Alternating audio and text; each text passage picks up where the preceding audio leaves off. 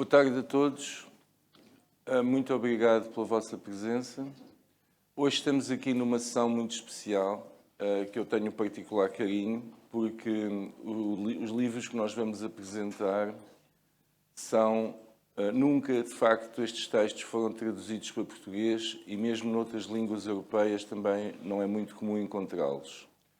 São os textos fundamentais da pintura clássica que falam sobre a pintura clássica chinesa e que vão do século VI ao século XVIII, passando por vários autores, todos eles que fazem teoria sobre a pintura. E isso, penso eu, vai nos permitir a todos nós ter uma maior proximidade daquilo que, nomeadamente para os ocidentais, às vezes é estranho ou difícil de entender. Portanto, foi um trabalho que foi feito ao longo de muitos anos pelo Paulo Maia Carmo, que traduziu com muito cuidado, fazendo notas, etc., para uma compreensão melhor das questões e portanto, isso deixa muito satisfeito, finalmente, conseguir publicar estes textos em 2 volumes. E, pronto, outro aspecto que me deixa muito contente é ter aqui mestre Leong Yoktai, da Associação de Pintura e Caligrafia Macau Oriente, que é um especialista em pintura clássica chinesa e que nos vai certamente elucidar sobre as questões que estão presentes nestes volumes e sobre os autores. E não me vou alargar mais, vou-lhe passar a palavra. Muito obrigado pela vossa presença.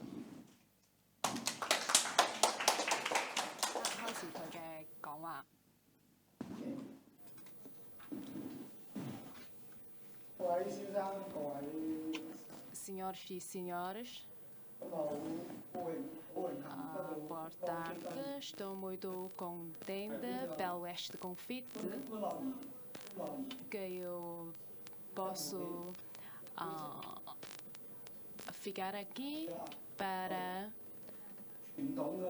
explicar a pintura chinesa clássica. Estou muito contente. A nossa obra pode obter a apreciação dos outros amigos estrangeiros.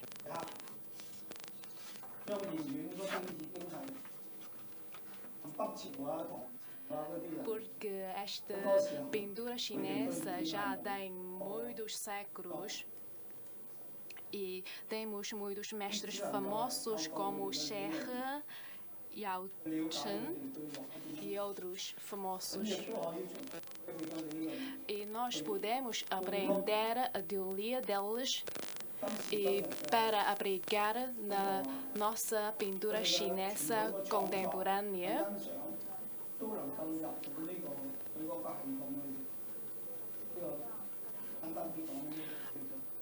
Ou simplesmente dizer que podemos aplicar a teoria delas.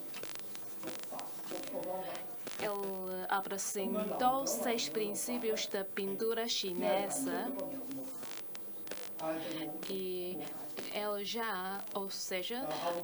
só simplesmente disse o nome destes 6 princípios, mas não explicou. E século depois, outro famoso deu mais explicações mais detalhadas. O primeiro princípio é ritmo espiritual e movimento da vida. Naquela altura, as pinturas sempre estavam relacionadas com a religião.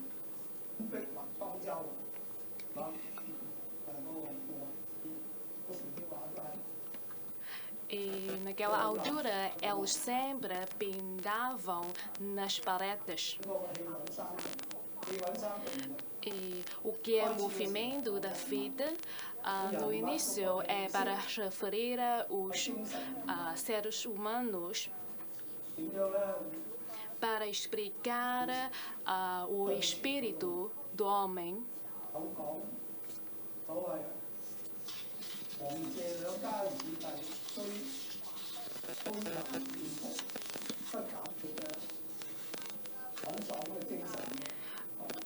Queria dizer que, através desta pintura, os apreciadores podem apreciar o espírito dos seres humanos.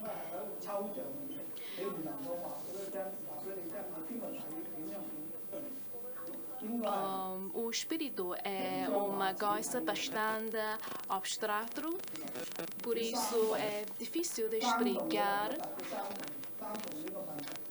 E também o ritmo espiritual também é uma coisa bastante abstrata. Por isso, nós não podemos explicar de forma muito detalhada, só podemos apreciar estas pinturas e para penetrar este espírito. Naquela altura, as pinturas de paisagens não eram muito famosas, mas anos depois, a pintura da paisagem tornou-se cada vez mais famosa.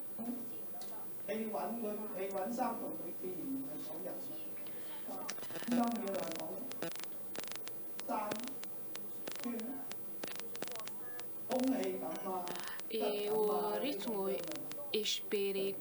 espiritual não só para abrigar a explicar os seres humanos, também pode ser abrigado para explicar as montanhas ou as paisagens. E o segundo princípio é sobre o método dos ossos no uso da pincel.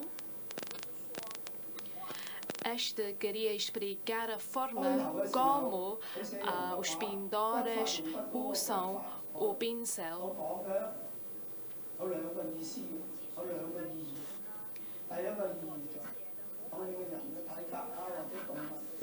E este método tem dois sentidos. O primeiro é para explicar os métodos como os pintores usam o pincel e também a forma de pintar.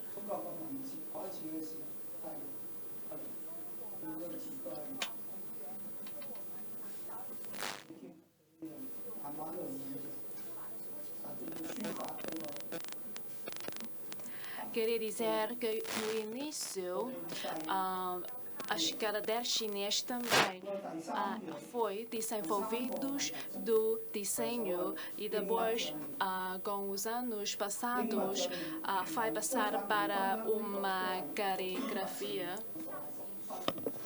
O terceiro princípio tem a ver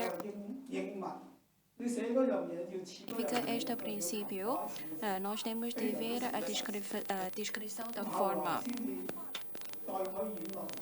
E depois, com a divulgação na dinastia do Song, as pinturas começaram a ser um pouco diferentes.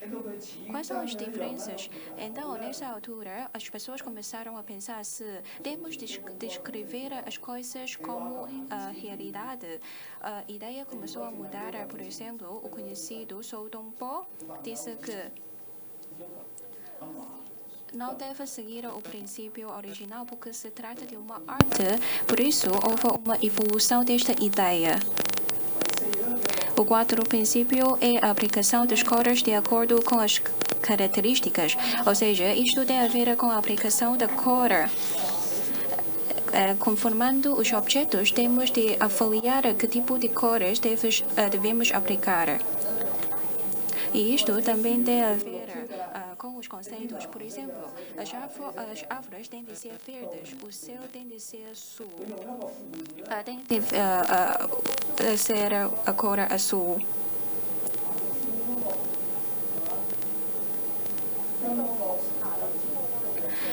Mas nós não estamos a falar desta ideia. Nós temos de considerar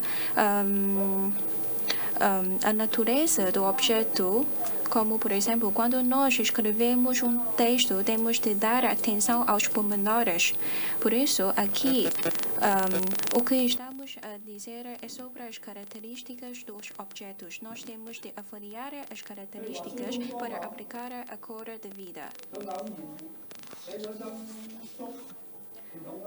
Por exemplo, o Sou Dongbo, o conhecido como Sou Dongbo, desenhou um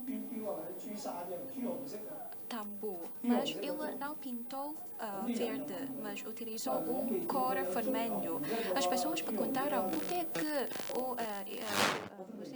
você desenhou ou pintou o tambo com a cor vermelha. E Sou Dongbo respondeu: olha, eu também nunca vi um tambo preto. Por isso, de fato, nós não precisamos de ser restritos em relação às cores neste sentido. Aqui a palavra fu em chinês, nós dizemos fu, mas em português significa característica. O quinto princípio é o planeamento e desenho. Ou seja, é sobre a composição da pintura do desenho. E depois, com a evolução do tempo, temos muitas técnicas de pintura. Por exemplo, onde é que nós devemos colocar os objetos numa pintura? Tem a ver com as perspectivas, por exemplo, perspectivas múltiplas, etc. Por exemplo, quando nós pintamos uma montanha e quando nós pintamos a posição dos objetos deve ser diferente. E o sexto princípio é a transmissão de modelos através da cópia. Segundo este princípio, os pintores devem aprender com as pinturas anteriores, ou seja, dos pintores antigos conhecidos. Como é que eles desenharam, fizeram a pintura? Devemos aprender com a experiência dos pintores antigos. Mas, atenção, não é simplesmente copiar a pintura dos pintores antigos. Nós devemos aprender, não é copiar diretamente, mas temos de aprender como eles desenharam e como eles fizeram a pintura. Estes 6 princípios da pintura chinesa são muito importantes para a pintura chinesa, porque nós, quando avaliamos as pinturas antigas, podemos seguir estes 6 princípios para avaliar se os pintores foram de um nível alto ou de um nível baixo. Estes 6 princípios são muito importantes para a aprendizagem inicial de um pintor. Os pintores tradicionais normalmente também seguem estes 6 princípios quando fazem a pintura. É claro que, mesmo seguindo estes 6 princípios, não significa que sejamos bons pintores, porque isto também depende da capacidade de cada um.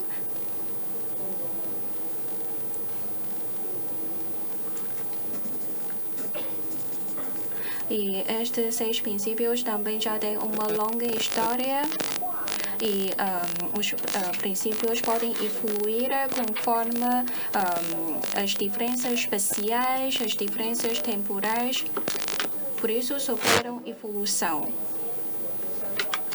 E depois as nossas pinturas também foram afetadas pelas pinturas ocidentais. Alguns pintores não conseguiram pôr em prática estes 6 princípios da pintura chinesa.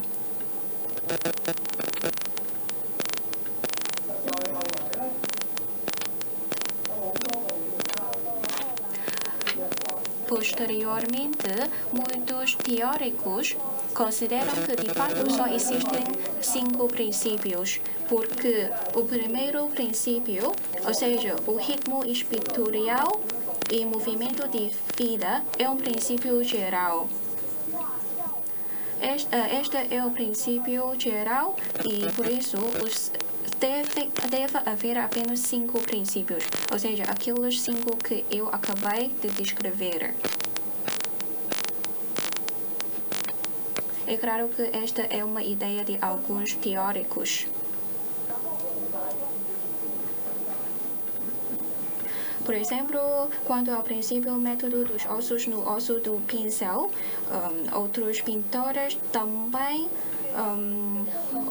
exigiram ou tiveram outras exigências. Como nós devemos utilizar o pincel, segurar o pincel, há muitas teorias. Por exemplo, no âmbito da caligrafia, este princípio também é muito importante, porque para ser um calígrafo bem-sucedido, também temos de primeiro utilizar bem ou segurar bem o pincel.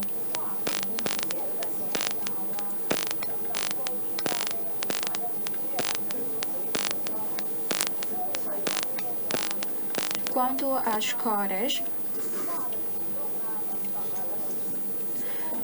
é claro que atualmente as pinturas chinesas não são apenas pretas.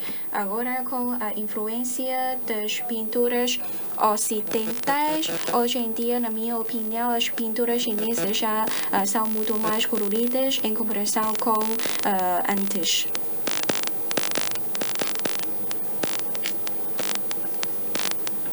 Este é o que eu quero partilhar convosco hoje. Espero que prestem apoio a estas obras. Muito obrigado.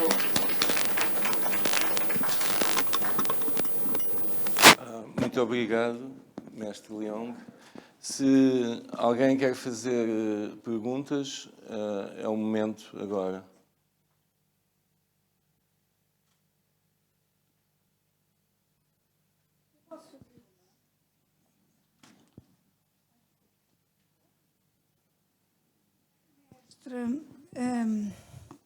Nós olhamos para a pintura chinesa, ou pelo menos eu olho ignorantemente para a pintura chinesa, e vejo-a sempre como tradicional. Ela raramente foge daquele conceito clássico. Recentemente vi no Grande Lisboa uma exposição de um pintor que já fazia uma abordagem mais europeizada. O que eu pergunto é, porquê é que os pintores na China não fizeram nunca uma aproximação maior à pintura europeia?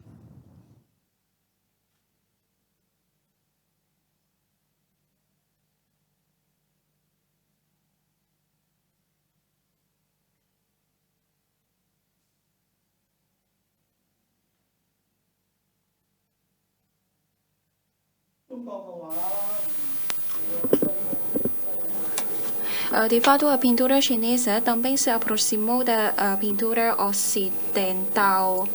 De fato, há mais de 100 anos, já houve esta influência. Por exemplo, na dinastia Song, já a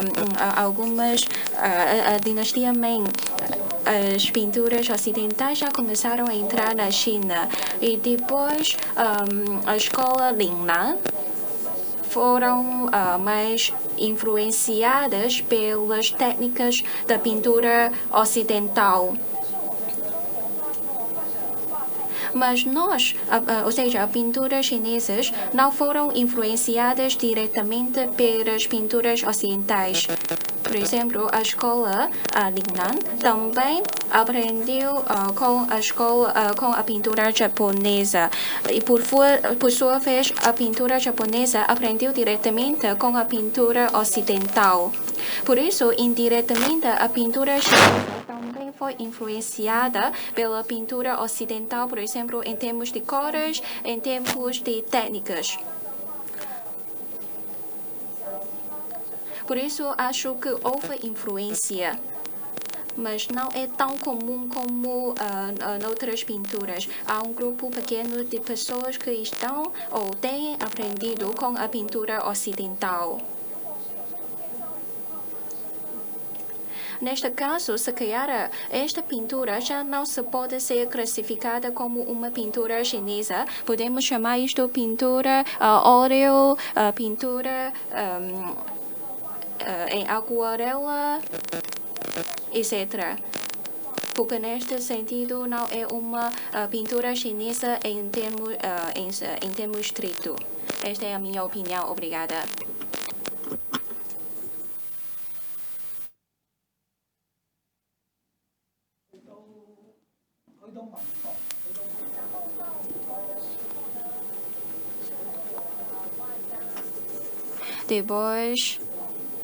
Depois da dinastia Qing,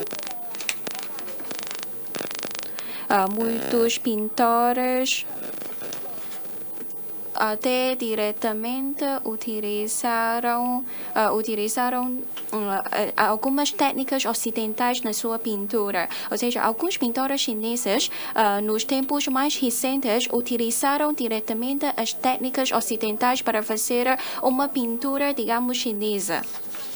Ao mesmo tempo, ou seja, além de aprender a pintura ocidental, eles seguiram os 6 princípios da pintura chinesa, como o ritmo espiritual, espiritual e movimento de vida e o método dos ossos no osso do pincel. Obrigada. Eu gostava de perguntar ao mestre, 2 pintores que em Macau nós conhecemos bastante, o Von Kok Wun e o Miu Pang Fei, como é que para um mestre da pintura tradicional como o senhor, como é que são vistos, como é que se enquadram, qual é a interpretação, a classificação que fazem do seu trabalho?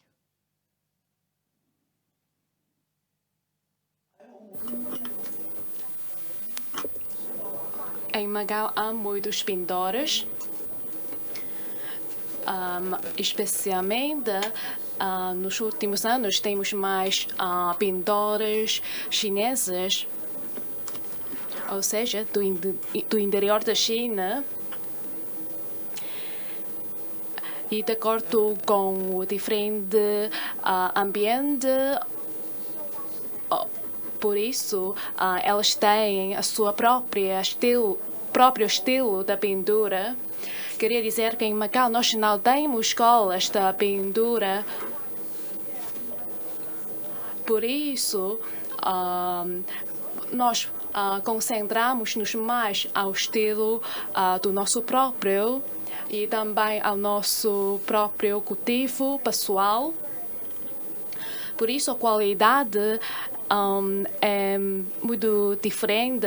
Alguns pintores podem ter uma pintura bastante boa.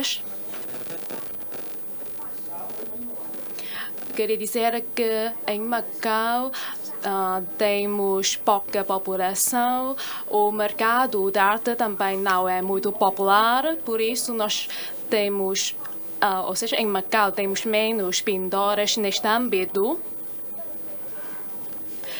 Nós temos interesse em pintura, mas este interesse não pode ajudar-nos a ganhar mais dinheiro ou aguentar a nossa vida. Por isso, este só é um hábito ou um interesse. Obrigado. E, atualmente, muitos pintores aprenderam o estilo ocidental.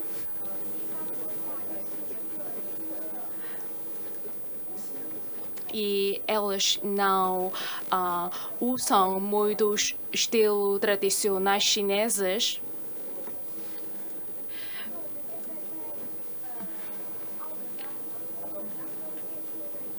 Sim, ela pode aprender através de pinturas do museu, mas a oportunidade é muito pouca.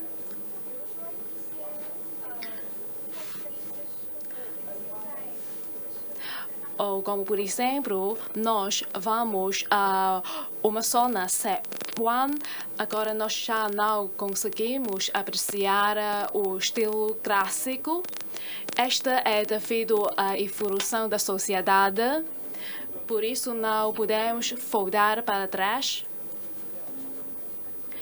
Esta é só a minha própria opinião. E, na minha opinião, eu gosto mais da pintura clássica, ou seja, pintura antiga.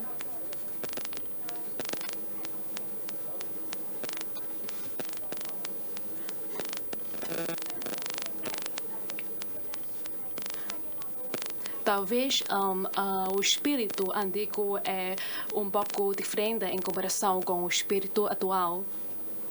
Obrigado.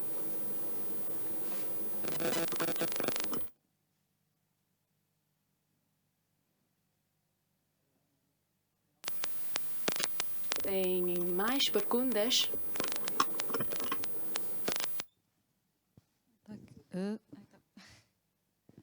Boa tarde, mestre.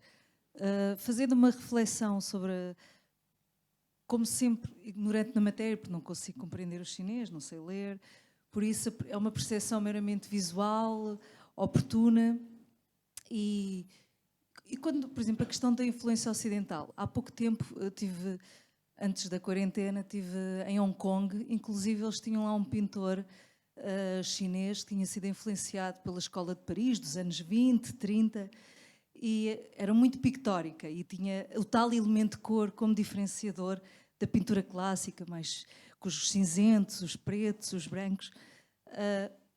Quando faço uma reflexão sobre a pintura chinesa, vem-me sempre as paisagens, vem-me sempre uma ligação à natureza, vem-me sempre uma visão mais apaziguadora, tranquila, mais envolvente com o espírito da própria natureza, que implica um tempo, uma espera, a paciência, que me parece já um bocadinho incompatível com a forma como percepciono o crescimento e a vida em sociedade, agora atualmente na China, que associo mais à pressa, menos paciência, a grande expansão do tecido urbano, até parece que há menos acuidado em termos de natureza, dos lagos, da visão do mar, de tudo isso. E a pergunta que eu faço é: a nova geração de pintores consegue ter tempo, consegue ter o espírito, consegue ter esse olhar clássico que implica esse tempo, essa paciência, e estar imergido na natureza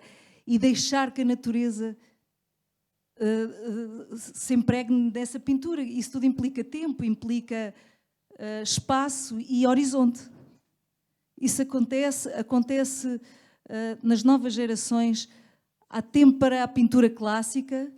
Atualmente os pintores chineses seguem mais essa vertente clássica, ou está a surgir uma nova pintura que reflete os tempos modernos? Qual é a sua percepção do mestre perante a mudança?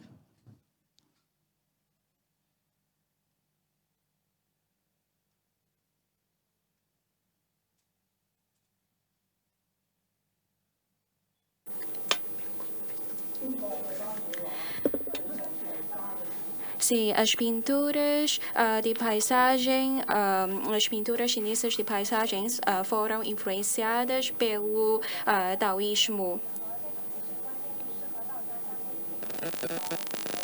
Por isso, muitas vezes, os pintores, através das pinturas, transmitem uma ideia de viver em paz.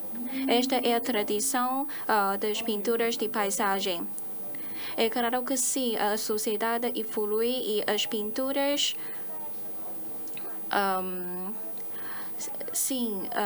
sabem que hoje em dia a China está muito diferente.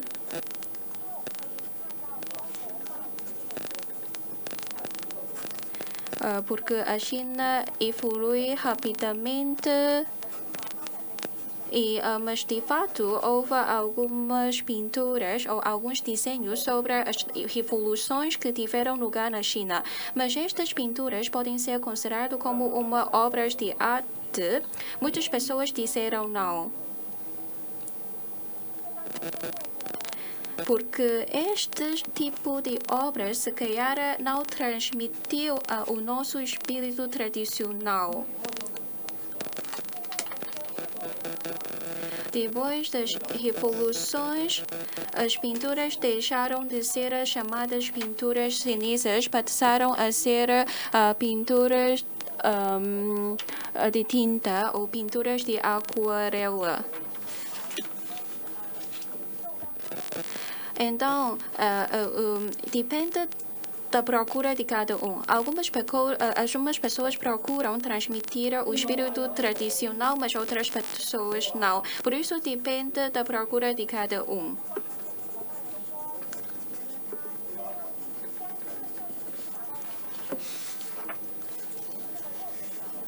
Por isso, as pinturas, de fato, são reflexão do coração ou do espírito do pintor.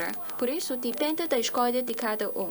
Algumas pessoas escolhem pintar isto. Algumas pessoas escolhem pintar o seu sentimento, ou seja, através das pinturas, transmitem o seu sentimento para outras pessoas. Através das pinturas, podemos refletir o nosso sentimento, transmitir o nosso sentimento. Esta é uma das características das pinturas chinesas. O mesmo acontece com a caligrafia chinesa. A caligrafia chinesa também pode refletir a qualidade de uma pessoa.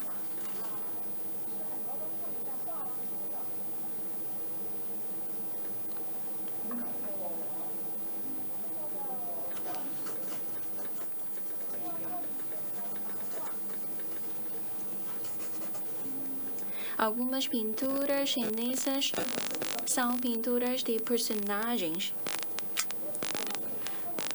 E algumas pessoas consideram que apenas as pessoas com moral é que conseguem fazer uma boa pintura. E através das pinturas também podem demonstrar o bom moral de uma pessoa. Então, toda a gente tem a mesma atitude, se calhar não. Depende da perspectiva de cada um. Os pensamentos ocidentais são diferentes.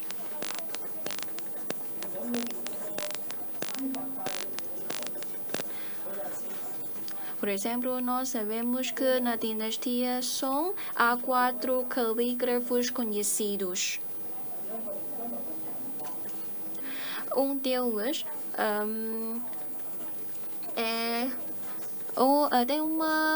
tem uma personalidade, tem uma qualidade menos positiva e depois a sua obra também ficou menos positiva.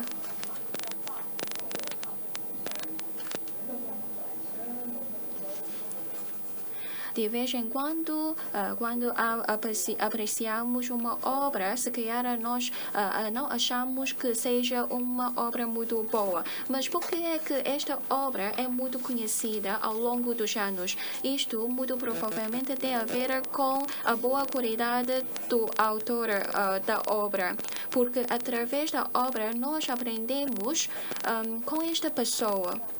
Há uma ligação entre a obra e o autor da obra. Isto é muito importante. Esta ideia pode ser diferente da ideia dos ocidentes. Os nossos pensamentos são um pouco diferentes. Se calhar é por causa disto. Obrigado.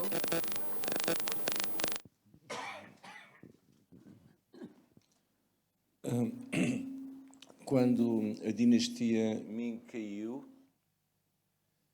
e veio a dinastia Qing, pintores como Bada Shanran e Shitao também mudaram a própria pintura tradicional chinesa.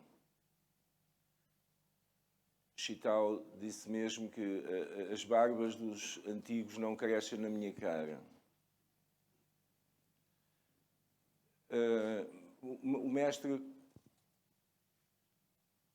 O o mestre considera que eles fazem parte ainda da pintura tradicional chinesa ou já representam um passo para algum modernismo, alguma coisa nova e diferente?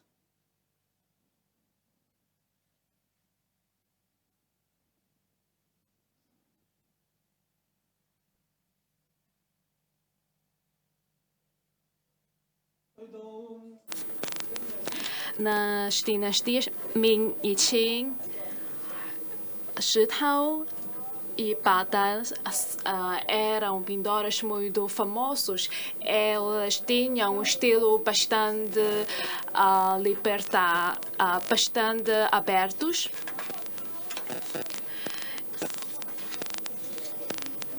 E eles não gostariam de copiar os estilos antigos. Eles têm a sua própria ideia e também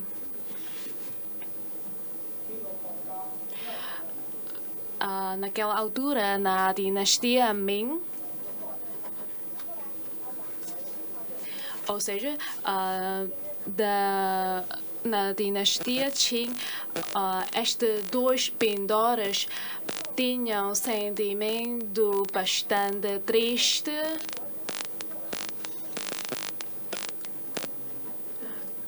Porque naquela altura, com a queda da dinastia Ming, vamos ter a dinastia Qing. Estes dois pintores sentiram que muito triste. Por isso, houve uma mudança no estilo deles. E também, naquela altura, houve influência religiosa.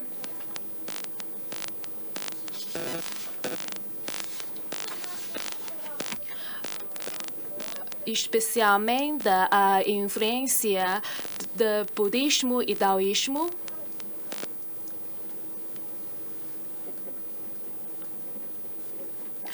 Ou seja, também naquela altura houve uma mistura da religião entre budismo, taoísmo e confucionismo. Por isso, estes dois autores, nas suas pinturas, sofreram uma mudança.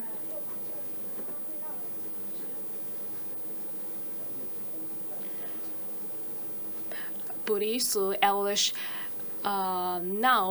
começaram a não copiar o estilo antigo e para criar um novo estilo especial.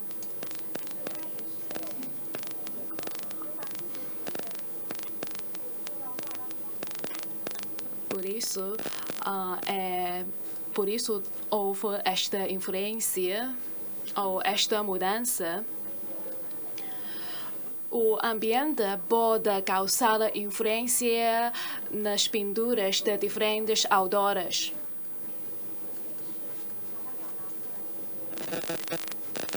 Por isso, estas duas pessoas têm um estilo bastante aberto, ou seja, as pinturas delas com mais liberdade, têm mais elementos inovadores, para não copiar o estilo antigo. Obrigado.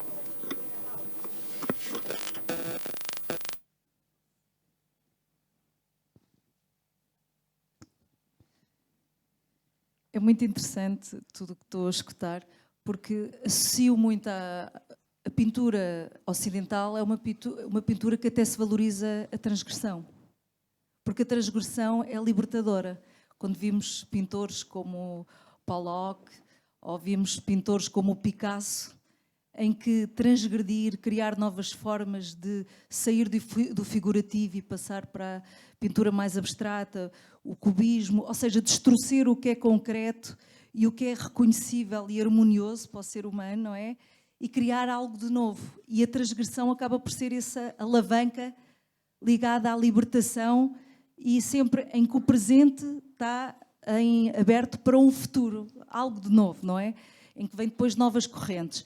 A pergunta que eu faço, a pintura clássica chinesa integra, ou já integrou, ou tem pintores que refletem essa transgressão é libertadora?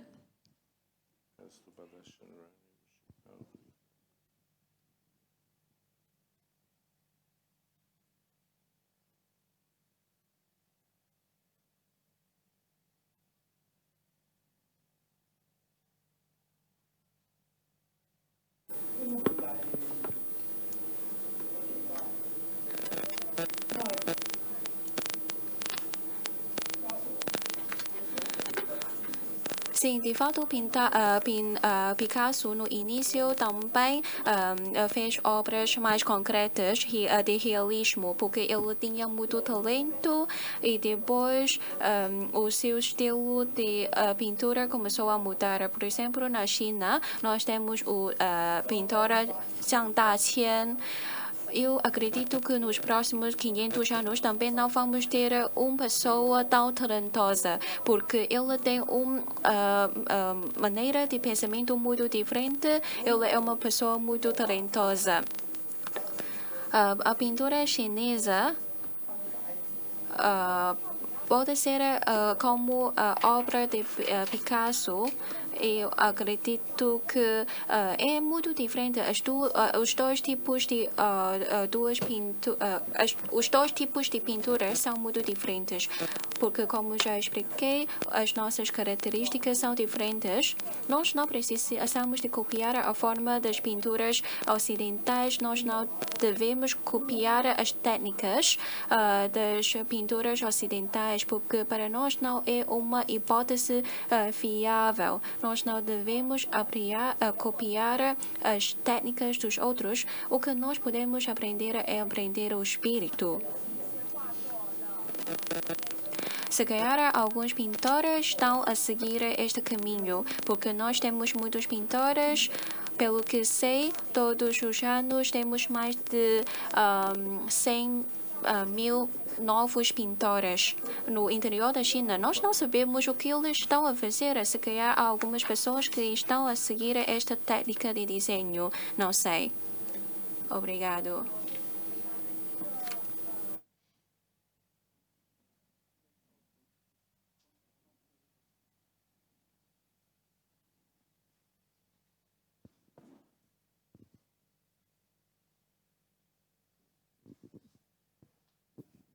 Sim, e primeiramente só queria falar muito obrigado por estar aqui como sendo um estudante de língua chinesa, aprendendo também mais uma parte sobre o que é a cultura, porque a pintura também é cultura, é um aspecto cultural também.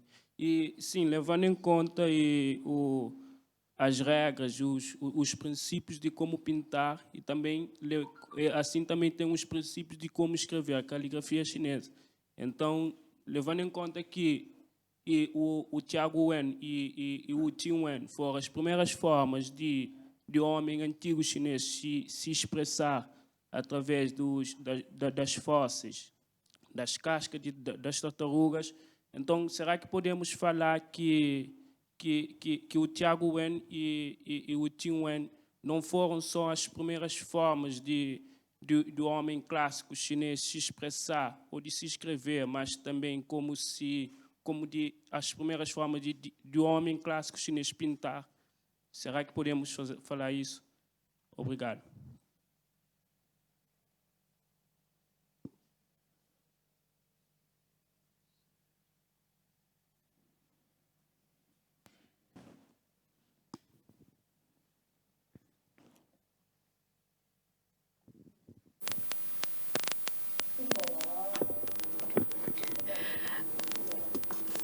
Queria dizer que a pintura chinesa e a caligrafia chinesa são artes irmãs.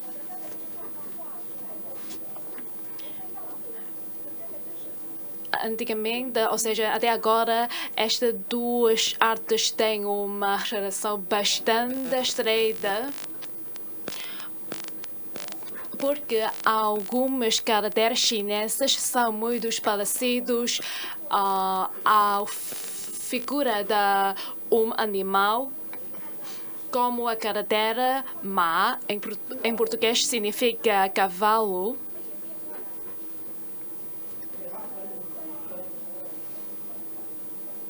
E faremos o segundo princípio, o método dos ossos no uso do pincel. Além de para explicar a figura do objeto, o que mais importante é que temos. O que mais importante também é a forma de utilizar o pincel. Porque na caligrafia, diferentes tipos de caracteres têm diferentes meios de escrever.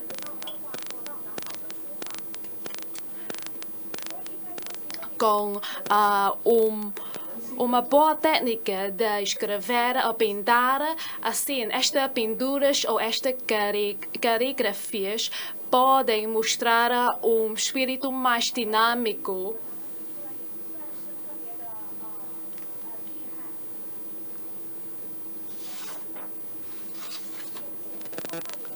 Por isso também é o primeiro princípio que eu referi, ritmo espiritual.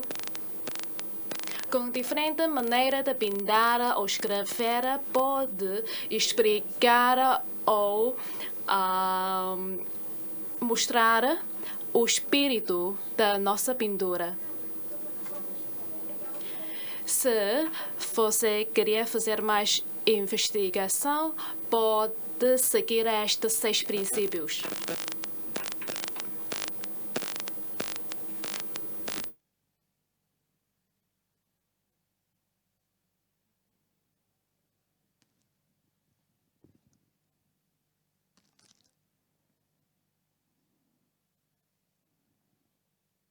Então o que posso concluir é que as primeiras, porque o homem clássico chinês primeiramente começou a expressar através de desenhos, né? E começou a desenhar. Então, antes de Tiago Wen e Wu Ting-wen, que foram as primeiras formas que os próprios livros acadêmicos falam, os livros acadêmicos chineses falam, e podemos dizer também que antes do Tiago Wen e Wu Ting-wen já existia uma forma que era para caracterizar o tempo. O tempo amanhã ia ser como? Como será o tempo amanhã? E qual o teu destino? Através dos desenhos apresentando um homem, um sol na montanha e mostrando, representando que era o pôr do sol, o homem contemplando o pôr do sol através de desenhos. Então, assim podemos concluir que essa foi sim a primeira forma de escrever ou de pintar. É isso que eu queria perguntar. Obrigado.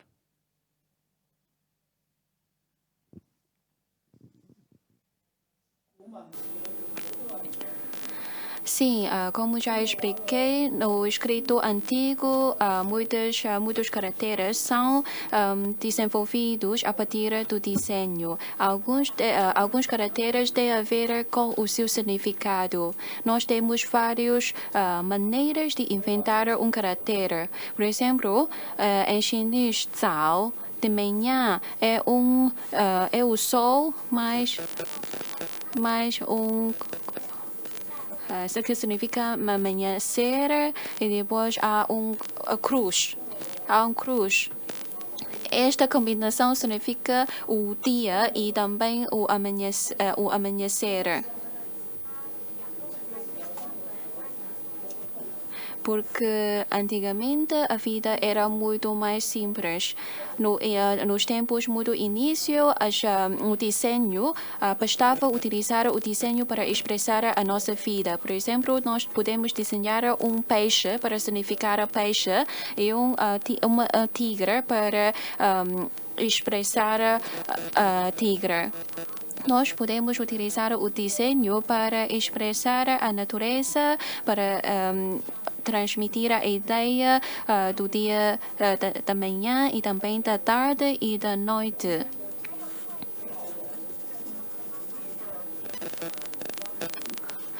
Posteriormente, alguns caracteres foram emprestados para expressar outra ideia. Por exemplo, anteriormente, a palavra sol, ou seja, que significa antepassado,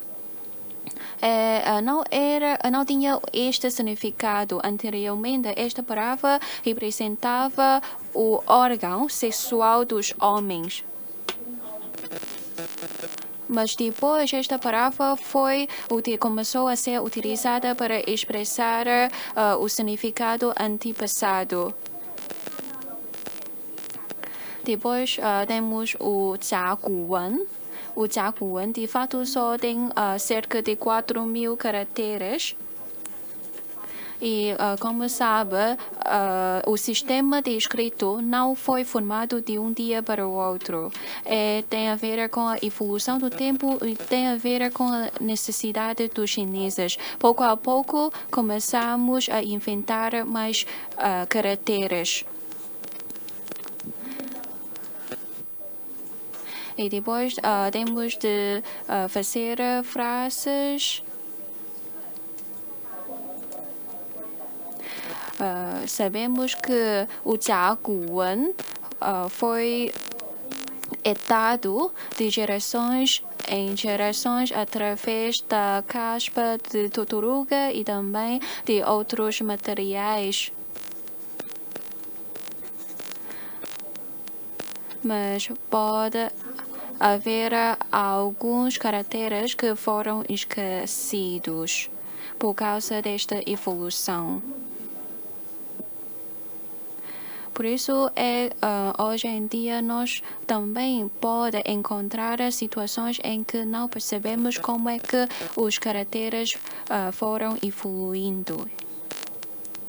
Nós temos de contar com os arqueológicos para saber disso. Se realmente tiver interesse, pode fazer uma investigação mais profunda. Se realmente tiver interesse nesta investigação sobre os caracteres antigos, também pode fazer uma pesquisa sobre a maneira como lermos os caracteres chineses. Porque devem saber que alguns caracteres são lidos de acordo com as partes componentes. Neste caso, tem de aprender com o chinês tradicional. Porque o chinês tradicional é da dinastia Qin e tem uma cultura muito rica. Eu tenho um amigo que ensinou na antiga Universidade de Macau. Na altura, ele queria aprender o cantonês porque ele queria fazer uma investigação dos caracteres chineses. É claro que esta é uma coisa extra. Se realmente tiver interesse, pode fazer uma investigação sobre os caracteres chineses, ou seja, o chinês tradicional ou melhor, o cantonês.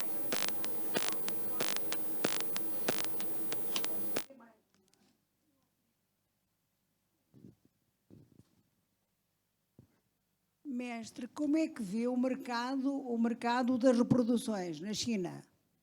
Se por um lado tão classicistas, por outro lado tão bons copiadores, como é que isto se concilia?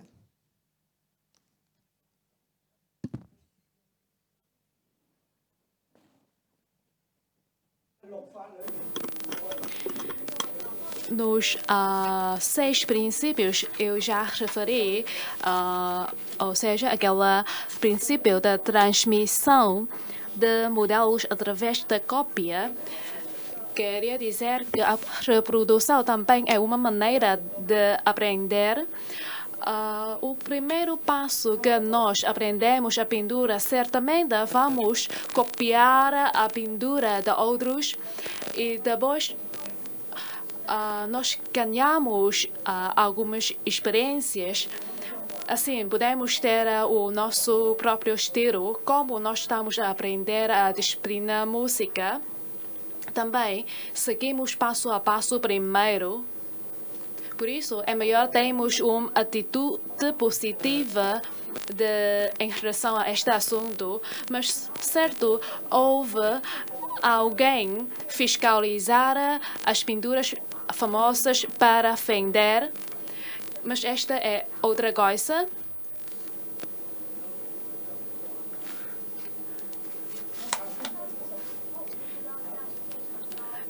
Nós, por isso, temos duas maneiras a ver este assunto.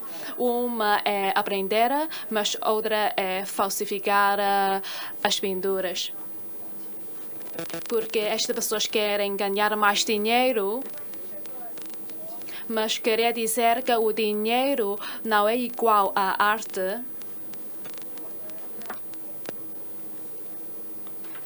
Obrigado.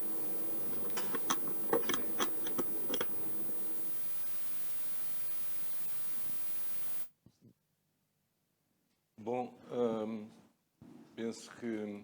Muito obrigado. Mestre, eu queria só dizer-vos duas coisas. Primeiro é que a caligrafia chinesa, ou a escrita chinesa, é a única escrita ideográfica que existiu e que se manteve, e manteve-se porque exatamente se afastou da representação pura e simples da realidade e se transformou num sistema. E ao transformar-se num sistema, manteve-se durante já 3.000 anos. Portanto, é muito importante esta parte.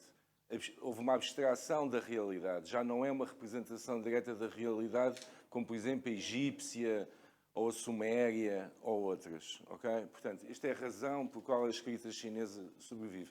E quanto às outras dúvidas que vocês todos têm, como eu também tenho, estão muitas delas esclarecidas nestes livros. Portanto, eu recomendo que comprem os livros e os leiam, porque muitas das dúvidas estão lá esclarecidas pelos mestres que os escreveram. E, portanto, queria agradecer-vos a todos e agradecer especialmente ao mestre Leong Yogfai, para quem eu peço uma salva de palmas, e muito obrigado.